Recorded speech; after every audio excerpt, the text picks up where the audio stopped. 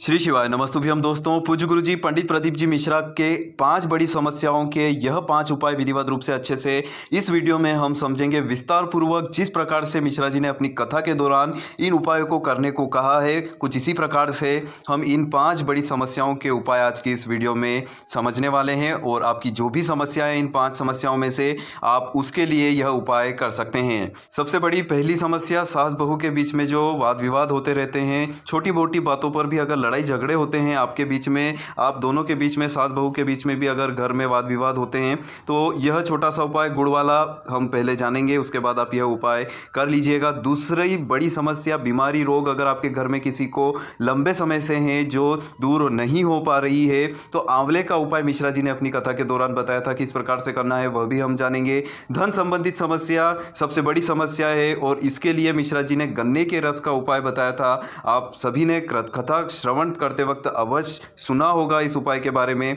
नौकरी के लिए मिश्रा जी ने बेलपत्री वाला उपाय बताया था, शहद लगाकर बेलपत्री किस प्रकार से अर्पित करनी चाहिए। अगर आप आपका बेटा या फिर पति, कोई भी परिवारजन का सदस्य नौकरी, सरकारी नौकरी, प्राइवेट नौकरी, किसी भी नौकरी के लिए तैयारी कर रहा है और सफलता नहीं हाथ लग रही है, तो आप भी यह उपाय एक बार अवश्य करके देख सकते हैं। उसके लिए नशा मुक्ति के लिए 5 दिन लगातार गंगाजल वाला उपाय मिश्रा जी ने अपनी कथा के दौरान बताया था।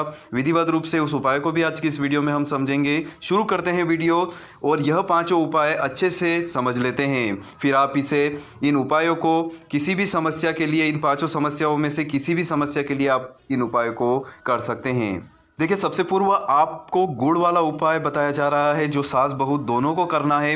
अगर कोई एक भी करता है तो भी शुभ रहेगा, बाकी अगर दोनों मिलकर करेंगे तो और भी अच्छी बात है। तो आपको एक गुड़ का टुकड़ा लेना है, सास बहू अगर दोनों कर रहे हैं तो एक एक टुकड़ा दोनों को अलग अलग लेना है। एक शुद्ध लोटा जल आपको इस उपाय में आवश्यकता होगी। यह दोनों सामग्री लेकर आपको किसी भी नज़दीकी शिव मंदिर में चले जाना है। शिव मंदिर में जाने के बाद आप किस प्रकार से इस गुड़ के टुकड़े को शिवलिंग पर अर्पित करने वाले हैं, आइए समझते हैं। तो जो गुड़ का टुकड़ा आप अपने साथ लेकर आए हैं, अपने दाहिने हाथ की हथेली पर आपको उस गुड़ के टुकड़े को रखना है। ओम नमः शिवाय मंत्र का आपको 11 बार जप करना है। पूरी श्रद्धा भाव से उस गुड़ के टुकड़े को शिवलिंग के इस वाले स्थान पर, शिवलिंग के ऊपर अर्पित कर दीजिएगा। शुद्ध लोटा जल जो आप अपने साथ लेकर आए हैं उसे लेकर बिल्कुल पतली धार से शिव जी को जल अर्पित करिएगा। आपकी जो भी तनाव आपके बीच, दोनों के बीच रहता है, जो समस्याएं, जो वाद विवाद होते हैं, वह पूर्ण रूप से दूर होंगे। इस गुड़ को अर्पित करने के बाद, शुद्ध लोटा जल चढ़ाने के बाद, इस गुड़ के थोड़े से हिस्से को अपने साथ लेकर जाइएगा और सासू माँ अगर यह उपाय कर रही है तो बहू को खिला दीजिएगा, या दोनों में से कोई भी यह उपाय कर रहा है तो प्रसाद के रूप में यह गुड़ का टुकड़ा आपको उनको खिला देना है। परिवारजन के किसी भी 2 जनों के बीच में अगर अक्सर वाद विवाद होते रहते हैं तो आप उन्हें भी यह गुड़ का टुकड़ा खिला दीजिएगा। उनके रिश्ते में मिठास आपको देखने को मिलेगी, बाबा की विशेष कृपा होगी और लड़ाई झगड़े कम होंगे, प्रेम भी बढ़ेगा साथ ही में, और विशेष कृपा महादेव की इस उपाय से आपको प्राप्त होगी। तो यह छोटा सा उपाय आपको जब भी समय मिले, सोमवार के दिन आप इस उपाय को कर सकते हैं। विशेष कृपा प्राप्त होती है अगर कोई भी उपाय हम सोमवार के दिन करते हैं, तो मिश्रा जी ने अपनी कथा के दौरान कई बार कहा है। तो यह गुड़ का टुकड़ा आपको लेकर कुछ इस प्रकार से यह उपाय करना है। विधिवत रूप से अच्छे से इस उपाय को कर लीजिएगा। बीमारी रोग के लिए मिश्रा जी ने आंवले वाला उपाय अपनी कथा के दौरान कई बार बताया है। आंवले आपको लेने हैं, 5 आंवले आप ले लीजिएगा, कम से कम 5 आंवले का अगर जूस निकल सके, अगर आप उससे रस निकाल सके तो रस निकाल लीजिएगा। अगर नहीं निकाल सकते हैं तो आप 5 आंवले लेकर प्रतिदिन आपको 5 दिनों तक एक एक आंवला शिवलिंग के ऊपर अर्पित करना है। शुद्ध लोटा जल लेकर आपको शिव जी को जल अर्पित कर देना है। लगातार 5 दिनों तक यह आंवले वाला उपाय आपको करना है। 5 आंवले आप बाजार से लेकर आ जाइएगा। 5 आंवले लाने के बाद आपको एक एक करके प्रदोष काल के वक्त रोजाना एक आंवला, एक शुद्ध लोटा जल लेकर शिव जी को अर्पित कर देना है। आपकी जो भी बीमारी है, जो भी रोग है, वह पूर्णतः रूप से समाप्त होगा। साथ ही में आपके स्वास्थ्य में आपको सुधार जल्द से जल्द देखने को मिलेगा। यह उपाय आप खुद कर सकते हैं, या फिर अगर आपके घर परिवारजन के किसी सदस्य को बीमारी रोग है और वह यह उपाय नहीं भी कर सकता है तो उसकी तरफ से, उसकी ओर से आप भी यह उपाय कर सकते हैं। परिवारजन का कोई भी सदस्य उसकी नाम गोत्र बोलकर यह उपाय कर सकता है। तो यह छोटा सा उपाय विधिवत रूप से 5 दिनों तक आपको करना है। सोमवार से आप इसकी शुरुआत कर सकते हैं। लगातार 5 दिनों तक इस उपाय को करिएगा। आपको उस व्यक्ति के बीमारी रोग में सुधार देखने को मिलेगा, स्वास्थ्य में सुधार देखने को मिलेगा, साथ ही में बाबा महाकाल की विशेष कृपा उसको प्राप्त होगी। आइए अब समझते हैं तीसरे उपाय को, जो कि सभी की समस्या रहती है, धन संबंधित समस्या सभी के जीवन में कहीं ना कहीं रहती है। इस उपाय को मिश्रा जी ने हाल ही में चल रही कथा के दौरान बताया है। गन्ने का रस का महत्व शिव पुराण में बहुत ही बढ़िया तरीके से जिक्र किया गया है। इसकी महत्वता के बारे में शिव पुराण में बहुत बार लिखा गया है, बहुत अच्छा लिखा गया है। और वही मिश्रा जी ने, उसी की वजह से मिश्रा जी ने इस गन्ने के जूस रस का उपाय धन संबंधित समस्या के लिए बताया है। तो आइए जानते हैं इस उपाय को आप किस प्रकार से करने वाले हैं। सोमवार के दिन के लिए खास करके यह उपाय मिश्रा जी ने अपनी कथा के दौरान बताया था।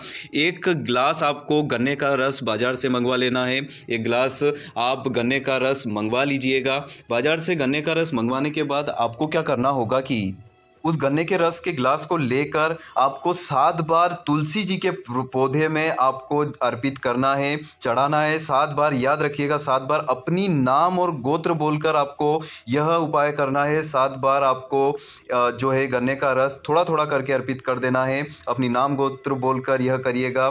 5 से 7 दिन अगर आप यह उपाय लगातार प्रतिदिन करते हैं तो यकीन मानिएगा आपके जीवन से धन संबंधित समस्याएं पूर्णतः रूप से समाप्त होगी, साथ ही में अपार धन की प्राप्ति होगी। प्रदीप मिश्रा जी ने अपनी कथा के दौरान, हाल ही में चल रही कथा के दौरान, इस गन्ने के रस का जो उपाय बताया है, कई लोगों ने इस उपाय को करके भी देखा है। और पत्र जो मिश्रा जी अपनी कथा के दौरान पढ़ते हैं, उस पत्र में सभी लोगों ने खुलकर लिखा है किस प्रकार से इस उपाय के करने के बाद उनको फायदा मिला है। एक और सबसे बड़ी समस्या जो आमतौर पर हम सभी के घर में, ज़्यादातर लोगों के घर में देखी जाती है, नशे की वजह से परिवारजन के सदस्य परेशान रहते हैं, लड़ाई झगड़े होते रहते हैं। तो यह 5 बूंद 5 दिनों तक गंगा जल की जो बूंदें आपको शिवलिंग पर अर्पित करके उस व्यक्ति को पिलानी है। विधिवत रूप से इस उपाय को हम समझेंगे। हम सभी के घर में, लगभग सभी के पास गंगा जल मौजूद रहता है घर में। तो आपको क्या करना होगा कि कुछ बूंदे, थोड़े थोड़ा गंगा जल आपको रोजाना प्रतिदिन 5 दिनों तक आपको यह उपाय करना है। अगर उस व्यक्ति के लिए आप कर रहे हैं जो नशा ज़्यादा करता है और वह यह उपाय भी नहीं कर सकता है, तो कोई भी इस उपाय को, परिवारजन का सदस्य इस उपाय को कर सकता है। थोड़ा सा गंगा जल एक कटोरी में लेकर किसी भी नज़दीकी शिव मंदिर में आपको चले जाना है। शिव मंदिर में जाने के बाद आपको क्या करना होगा कि जो गंगा जल आप अपने साथ लेकर आए हैं, उसे लेकर आपको शिवलिंग के ऊपर अर्पित कर देना है। शुद्ध लोटा जल भी इस उपाय के साथ आपको करना है। तो शुद्ध लोटा जल जो आप अपने साथ लेकर आए हैं, पहले गंगा जल अर्पित करने के बाद शुद्ध लोटा जल आपको शिवजी को अर्पित करना है। और जलाधारी वाली जगह पर आप एक पात्र रख दीजिएगा जिसमें जो जल है वह एकत्रित हो जाए, और यह जल आपको उस व्यक्ति को पिला देना है जो नशा ज़्यादा करता है। 5 दिनों तक बस आपको यह उपाय करना है। उसके सारे नशे छूट जाएंगे, दूर हो जाएंगे, साथ ही में बाबा महाकाल की विशेष कृपा उसको प्राप्त होगी। 5 बूंद गंगा जल 5 दिनों तक एक शुद्ध लोटा जल लेकर करिएगा। और जो जलाधारी वाली जगह पर आपको एक पात्र रख लेना है, अपने साथ आप लेकर जा सकते हैं। और उस पात्र में उस जल को एकत्रित करने के बाद उस व्यक्ति को आपको पिला देना है। इस उपाय की महत्वता हिंदू धर्म में बहुत ही अधिक बताई है। मिश्रा जी ने अपनी कथा के दौरान, शिव पुराण कथा के दौरान इस उपाय का जिक्र किया है। अगर आप मिश्रा जी के इस उपाय के बारे में और कुछ भी जानकारी प्राप्त करना चाहते हैं तो आप हमें कमेंट सेक्शन में कमेंट कर पूछ सकते हैं। एक और बड़ी समस्या जो अभी हाल फिलहाल सभी के घर में रहती है, परिवारजन का कोई भी सदस्य अगर कोई सरकारी नौकरी या गवर्नमेंट जॉब की तैयारी कर रहा है, सफलता नहीं हाथ लग रही है, बहुत मेहनत करने के बाद भी सफलताएं हाथ नहीं लग पा रही है, तो परिवारजन का कोई भी सदस्य यह उपाय कर सकता है। अगर वह खुद करेगा तो और भी अच्छी बात है। आप उसके लिए, दूसरे के लिए भी यह उपाय कर सकते हैं। आप अपने पुत्र के लिए, आप अपने पति के लिए, किसी के लिए भी यह उपाय कर सकते हैं। बस आपको नाम गोत्र बोलकर यह उपाय उसके लिए कर लेना है। तो किस प्रकार से करना है? सबसे पूर्व एक बेलपत्री आपको लेनी है। एक बेलपत्री ले लीजिएगा। थोड़ा सा शहद आपको अपने साथ शिव मंदिर में लेकर जाना है। एक बेलपत्री और एक शहद आपको लेकर शिव मंदिर में जाने के बाद किस प्रकार से आपको यह बेलपत्री शिवलिंग के ऊपर अर्पित करनी है, आइए समझते हैं। सबसे पूर्व आप जो बेलपत्री लेकर आए हैं, उस बेलपत्री पर एक तरफ आपको पूरी तरीके से शहद लगा देना है। शहद लगाने के बाद आपको शिवलिंग पर इस प्रकार से उस बेलपत्री को चिपका देना है।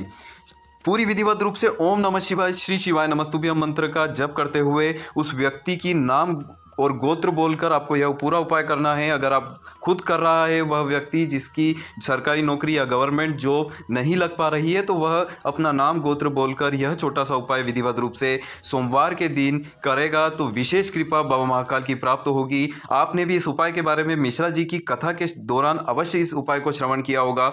अगर आप इस उपाय से जुड़ी हुई या जो बताए गए उपाय हैं 5, उन उपायों से जुड़ी हुई और कुछ विशेष जानकारियां प्राप्त करना चाहते हैं तो आप हमें कमेंट सेक्शन में कमेंट कर पूछ सकते हैं। पंडित प्रदीप जी मिश्रा के ऐसे ही उपाय आगे भी जानने के लिए चैनल को जरूर सब्सक्राइब कर लीजिएगा। इन 5 बड़ी समस्याओं का समाधान शिव पुराण की कथा श्रवण करने के बाद जो शिव पुराण में उपाय का जिक्र किया गया है उन उपायों को आपको विधिवत रूप से अच्छे से बता दिया गया है। तो एक बार इन उपायों को अवश्य करके देखिएगा, आपकी सारी समस्याएं दूर होंगी, बाबा महाकाल की विशेष कृपा आप लोगों को प्राप्त होगी। तो मिलते हैं नए वीडियो में। इस वीडियो को अधिक से अधिक शेयर जरूर करिएगा और अगर आप मेरी आवाज़ पहली बार सुन रहे हैं, चैनल पर पहली बार आए हैं तो चैनल को भी जरूर सब्सक्राइब कर लीजिएगा।